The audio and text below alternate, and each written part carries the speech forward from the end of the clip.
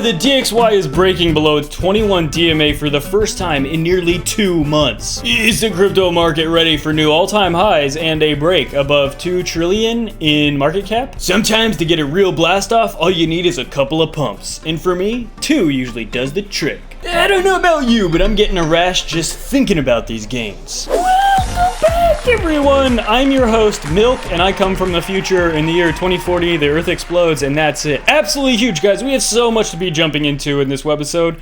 Bitcoin on the verge of potentially its biggest move in days. But more importantly, the altcoins continue their consolidation before a massive eruption. Guys, we're going to be taking a look at these charts with Bitcoin, with some of these alts, and some other very interesting pieces of data as well. So if you're new to the channel, make sure to hit that like, subscribe, turn on those ghost notifications so you never miss these time-sensitive alerts. Make sure to enter. We have exactly 3 weeks until our 5 ETH TylerS April Ultimate competition comes to a close. The only thing I love more than giving back is a nice rack for storing my servers. But that's enough shenanigans for one intro. Let's dump on in. Wow, looking at the entire cryptocurrency market cap, as we sit right below 2 trillion US dollars, there is a lot of absolutely beautiful things coming together in a perfectly timed massive event. Guys, so we can start off here with the Dixie. As we talked about yesterday, we got 1 day of support on this 21 day, and let's be real, it's looking pretty weak. This continues to drop. It basically has been dropping since it hit the exact middle of our long-term resistance box right here, and it's been dropping ever since then. Currently, it's like right above 92. Ultimately, I think that what we're going to see, again, this is just my opinion, but I think what we're going to see over the year of 2021, over the next 8 months, is the DXY continue to fall. It has had a very strong rally literally beginning the first week of 2021, back in early January.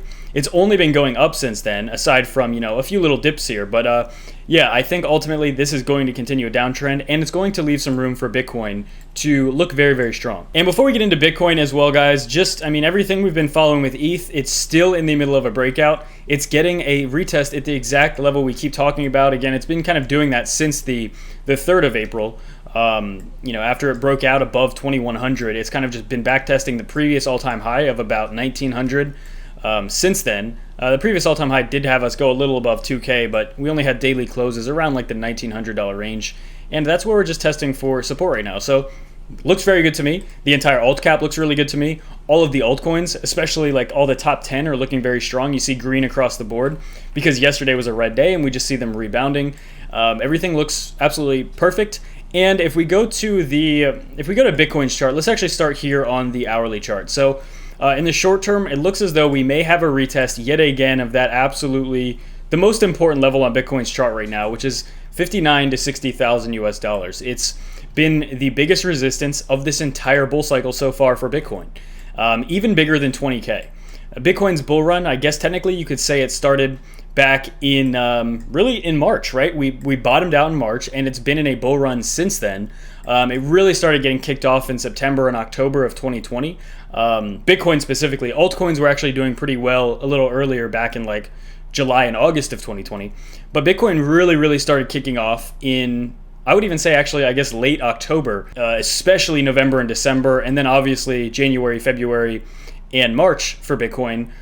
January and February were very good for Bitcoin, but since March, we've just been kind of stuck underneath this very strong resistance of 60K. It took a measly 4 weeks for Bitcoin to shadow through 20K and absolutely explode past, and then it took a measly, roughly 4 to 5 weeks to shatter 40K and explode past. But now again, like I said, this is by far the strongest resistance we have, and this being the strongest resistance, I think when it actually finally does break out, it will be the strongest blast off as well. And it makes a lot of sense because on this weekly chart, the next big Fibonacci level is going to be all the way up there around 120K. 40K was huge, 20K was huge, 60K was huge. That next big level is about 120K. So in that sense, it makes sense that we're spending so much time trying to get the momentum to break up to that next level there. And again, like I said, we're going on what, 9 weeks of being trapped underneath this 59 to 60K roughly area and unable to break it. And as well, if we go to this, I mean, we can look on the 6 hour, it's available on the 4 hour chart. There's a clear inverse head and shoulders, and we may have just put in that final bottom here. We did not go all the way down to 53K, which this pattern would still be absolutely valid if we did. But as well, where we have found support is just a very key fib level as well, right around 56K. And I think Bitcoin has more than enough consolidation already formed on these charts to absolutely blast through this level if we approach it. So really, the really key thing here is that we do have, I would say, about a 2 to 3 day window that we could be climbing up to this 59 to 60K level for Bitcoin. And that's going to be the ultimate test, because I firmly believe that if we approach this 60K over the next few days, I think that's going to be the massive signal we're going to break out there. But as well, I think a lot of people in the market are already anticipating that, so it could like delay it a little bit, because when everybody thinks something's going to happen, it usually doesn't play out exactly how everyone thinks it's going to happen. But as far as I'm concerned, this pattern looks extremely valid, and the neckline could not be more clear. And you can see it on the daily chart as well. This is like kind of the rough pattern right about here. Oh, I drew that horribly. It's kind of like this, but this is like the clear neckline again, right at 59, 60K. Whether you want to call this whatever pattern you want to call this, it is absolutely clear the consolidation is very much ready to be absolutely breaking out very, very soon. And guys, this is by far the time you want to be paying attention, because let's just be clear about this. It has been pretty boring for Bitcoin's price for an extended period of time now. Ever since we topped out around the end of February, around February 21st, around 58K. Then we made that new higher high slightly about a month later in the middle of March. It's really just been very much just a consolidation last couple of months, to be honest. And in particular, the last week and a half is the least volatile Bitcoin has been. And that's exactly what you want to watch for before the actual breakout here. All that tightening and squeezing and squinching, and you just see price get less and less volatile and less volatile, less and less exciting. And that's when a lot of people turn away, but that's usually the worst time to turn away. You don't want to be turning away right now, because next thing you know, before you know it, Bitcoin's at 69, 70,000 US dollars. And you're like, whoa, what happened? Why did Bitcoin just break out? So this is the point in time where you want to be paying attention, because that increase in volatility literally can happen at any second. Do I know when it's going to happen? Absolutely not. And we spent a lot of time talking about it yesterday, so I don't want to really talk about it too much. But if things were to go south, if Bitcoin would have a massive breakdown here, the lowest target I'm looking for is, again, right around 40K. Okay, that's the lowest target I'm looking for. And that's also exactly kind of where this 21 week is sitting, right at about, when I say the lowest 40K, that means like all significant price action and daily closes would be above 40K. But does that mean we could go down to 38, 39, maybe like 37,000? Yeah, absolutely. We could still like wick a little bit below that. But ultimately, roughly, I think the very lowest that Bitcoin could realistically spend any time to the dumpy side would be around 40K.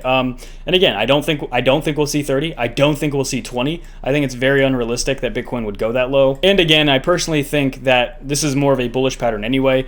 I personally think that we're not going to see 40K. I'm just saying I think the lowest we could see Bitcoin is 40K. So always have that in the back of your mind.